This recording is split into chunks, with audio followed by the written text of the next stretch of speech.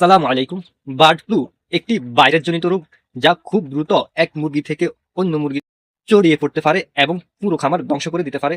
আসুন আমরা bird flu সম্পর্কে বিস্তারিত জেনে নিই, এর প্রতিরোধ সম্পর্কে জানি। যারা হাঁস, মুরগি, কোয়েল পাখি এবং অন্যান্য পোষা পাখি পালন করেন তাদের জন্য আজকের ভিডিওটি খুবই গুরুত্বপূর্ণ। আজকে আমরা জানব বার্ড ফ্লু কি, কেন হয় এবং এর প্রতিরোধের উপায় কি। বার্ড ফ্লু কি? বার্ড ফ্লু বা এভিয়ান ইনফ্লুয়েঞ্জা হলো একটি অত্যন্ত সংক্রামক ভাইরাসজনিত রোগ যা মূলত বন্য পাখি এবং গৃহপালিত পাখিদের আক্রমণ করে, যেমন হাঁস, মুরগি, কবুতর, কোয়েল পাখি ইত্যাদি। এটি বিভিন্ন ধরনের এভিয়ান ইনফ্লুয়েঞ্জা ভাইরাস দ্বারা সৃষ্টি হয়, যার মধ্যে H5N1 সবচেয়ে পরিচিত এবং বিপজ্জনক।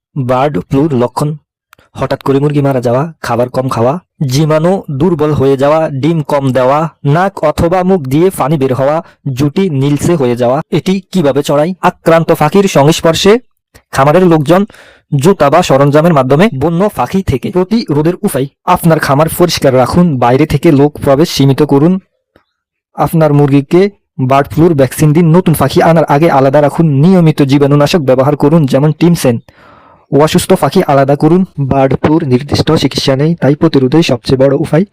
সন্দেহ হলে নিকটস্থ ভেটেরিনারি ডাক্তারের পরামর্শ নিন। আর আমার ভিডিও যদি ভালো লেগে থাকে তাহলে লাইক, কমেন্ট, শেয়ার করতে ভুলবেন না এবং এরকম আরও তথ্য পেতে পেজটি ফলো দিয়ে পাশে থাকবেন।